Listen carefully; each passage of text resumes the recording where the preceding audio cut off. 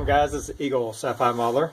Today I'm going over the build of another Star Wars Snowspeeder. My last video was of a Snowspeeder. It was the Rebels 152nd Snowspeeder in my previous video. I didn't mean to have two Snowspeeders back to back, just the way it kind of turned out. It showed up at my door. I ordered it off eBay. I got it for, I think, $10. I think there was $6 or $7 in shipping, so about $17 for the kit. This is the AMT Snowspeeder. I believe this was released in 2005. Sorry, let me see if I can get that more in frame for you.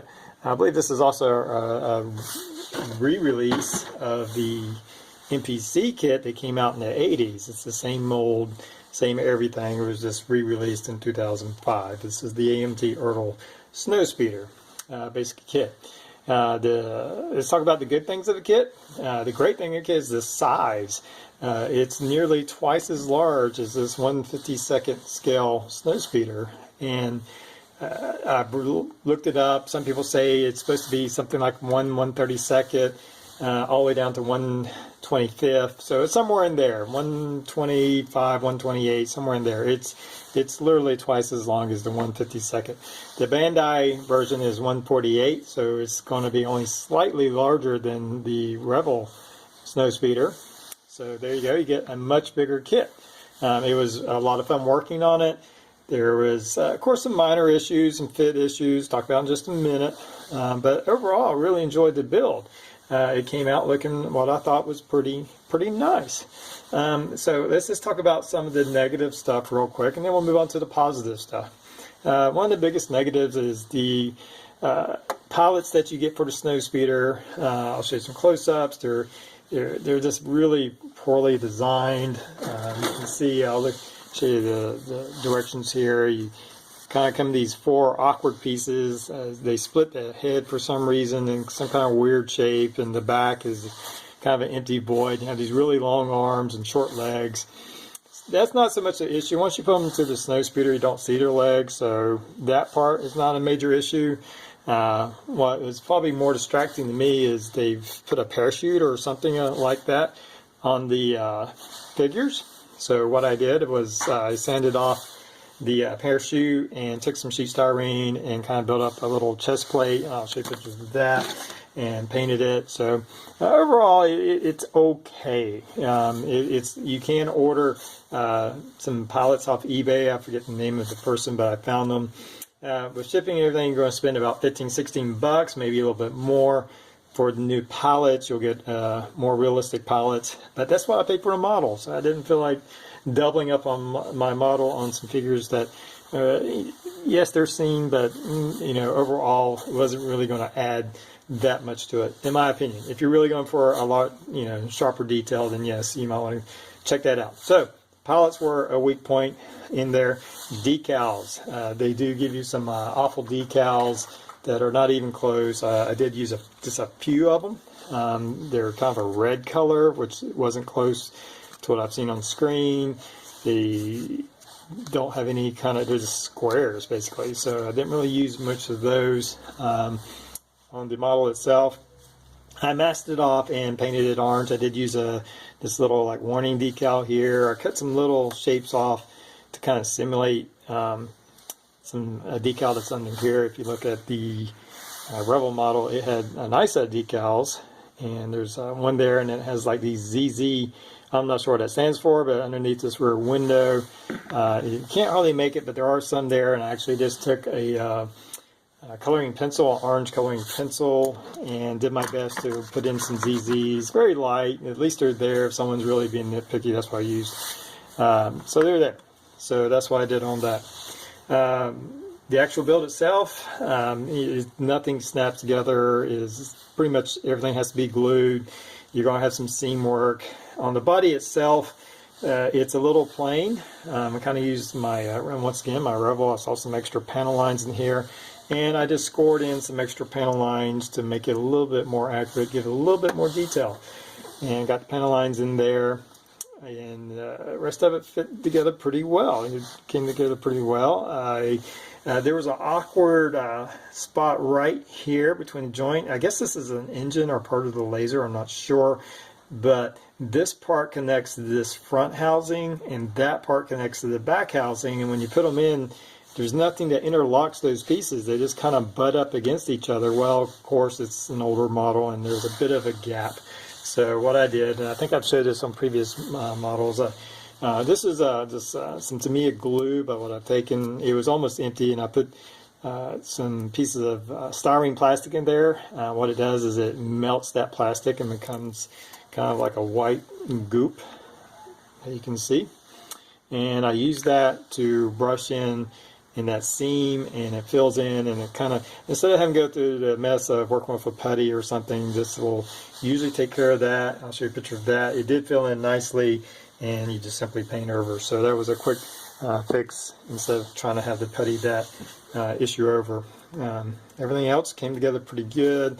I did on the doors open and close. This one is glued in place because I just didn't want to open and close. Of course, it's displayed in this small diorama.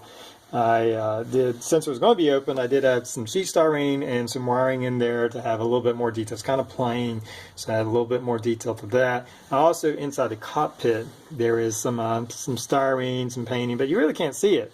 I put some work in there, and it's really not too noticeable. So I don't know if I do it again, I probably would skip a lot of that stuff in there. The doors, like I said, again, open and close. The model does come off the base. So we'll just lift that off here. I simply made the little stand kind of using what they supply you as a reference. But here's a quick look at the bottom. The bottom of the model, I have it painted again with some stripes. Not totally screen accurate. I think the stripes actually come over here, but I want to get just the basic in it. So it was painted, it was put together, it was primed. I believe I used, and I did this with the Rebel model, is the Surface Primer Gray, which is very light gray, and it kind of works well for these Star Wars models, and that was the coat over that. Did some weathering with some Pentaline ink and drop pastels, and literally just scraping some of the paint off. Since it was a darker primer coat underneath, what I did was just take some like a hard edge file, or not even a file, but just some, like these tweezers, and would rub against some of these edges and cause some wearing on it. So you'd have a really natural effect. Turned out pretty good. Didn't want to go too heavy. I see these models, they're great for weathering, but sometimes they just look too dark. And in the movies, it's just, yes, they're weathered and stuff, but they still have a lot of color to them. I'll show you a real picture of a screenshot from The Empire Strikes Back of this particular one. This is what I kind of use as a reference, and it's not totally screen accurate. When you come back to the model, things I noticed was where this was, pentalines were here, it's a little different. I believe this little vent, whatever this vent is, pushed all the way back toward this housing. But other than that, it's pretty close. I did hollow out the ends of the guns, so it looked like actual barrels to it. And the canopy will come off. I didn't. You can't attach it to where it opened and closed. I didn't put all that hardware in there. Simply, right now it's just locked into place. It could pull off. I'm not going to do that. Everything else is glued in position. The gun goes turn. The air brakes on the back move. So you have some moving parts in there, good for demonstration. And then there's the other door. So there's the model itself. It was I really enjoyed it. I think it turned out really well. I think you get a nice sized model. And again, let's take a look at that compared to a 152 scale. And is this something about bigger, being able to bring out more detail and do more with the weathering? It was a lot of fun. I enjoyed the build. A little bit more glue and stuff here and there, but still a fun build. And real quick on the display base, I just took an old awards plaque I'd gotten at work a number of years ago, just to sit in a box, took off all the hardware from it, flipped it around, and these are simply built out with styrofoam, and I just cut out those shapes. When I do that, I use this tool right here. It's a styrofoam cutter, and you plug it in, you turn it on, and within 10 seconds this like heats up, and you can basically just cut all the way through. In this case, this was about a fairly inch thick styrofoam, and I just went through the edge and cut out some smaller shapes and stacked them on top of each other, and did the same over here. Once I got that established, there's a couple of different ways I've handled this. On this particular one, I actually wrapped it in aluminum foil and then hot glued everything down into here, putting a lot of hot glue in different places on aluminum foil to make sure it stay in contact. The reason I did that is I use spray paint as a primer, and if you use spray paint on styrofoam, it's going to melt the styrofoam, so you have to protect the styrofoam. So I did that. I also used some transparent sealant. You can use caulk or some kind of adhesive to do some of the molding work on it. Once I got all those shapes in, I just went over my glue gun, kind of touching up any spots in there. I don't know if it shows, but on here there's some lines where I took my hot glue gun and simply did some lines that would indicate sort of like a snowdrift blowing through and pushing the snow. So I added some little detail in there, knowing that it was going to look too flat otherwise. So did all that, covered it. Again, I used this white glue, covered it with this hobby sand, did a few layers of that to build it up, did some on the mountains, primed it all gray, and of course I had it in the stand, primed it all gray, and then just did some detail painting. I took quite a few coats of white to get that white. It was just absorbing the paint. Painted it gray, used Panaline ink and different things to get the stone, the gray, and the Panaline ink will mix together and get you a nice rock effect. So a little bit about the stand. Thought it turned out pretty cool.